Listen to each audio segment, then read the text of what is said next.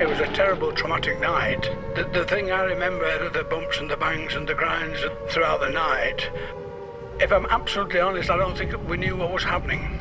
I was 10 years old. My mum and dad were very, very forward-looking. They made sure that there were plenty of food and plenty of sustenance in the area shelter for such occasions as this. My father was a very skilled electrical engineer. We had electric light in the area shelter, which was very unusual. We had an electric kettle, which in those days was something out of space. So during the night, my mum was able to make hot drinks and make sure that we got something to eat.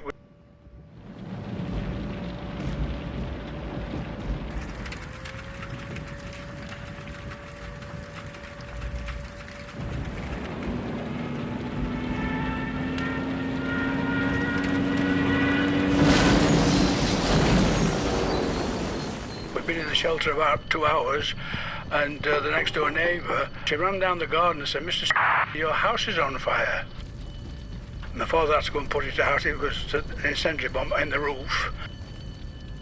So what he did, he put the fire out first, then came down and put all the bedding in the bed. We lived on the ground floor for about 3 months after.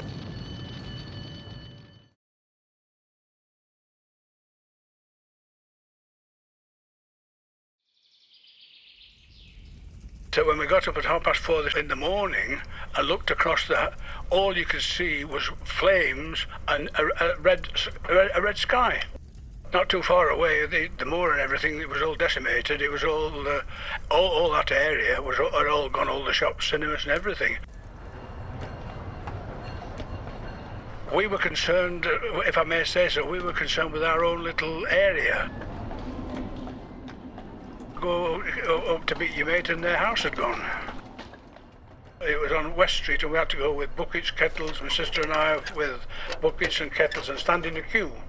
And the man there operated the standpipe, he switched it on, you stick your bucket underneath.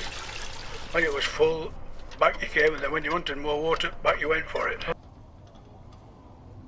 When we weren't able to go to school, we had something which we called home service. People give up at the front room in the house, and we'd go in there for a couple of hours. The teacher would come, take us through the lesson, and then give us so much homework. Believe it or not, where I used to live in Hanover Street, I don't know if they call it Havelock Square now, but in the bottom corner of the house where I went for home service, it's still there. I was fortunate, I had a loving mother and father who cared for us and got us through those difficult times. I often wonder where my mum and dad got the meals from, because we seem to do all right, but I'm sure they forewent their meals for us, if you know what I mean.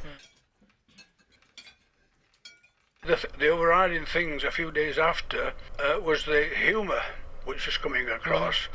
And there was a tobacconist shop and newsagents near where I lived on Fitzwilliam Street actually, and he got a big notice outside. He says, "We have plenty of wild woodbines tamed by Adolf Hitler." Things were difficult, but they were overcome. Everybody got on with it.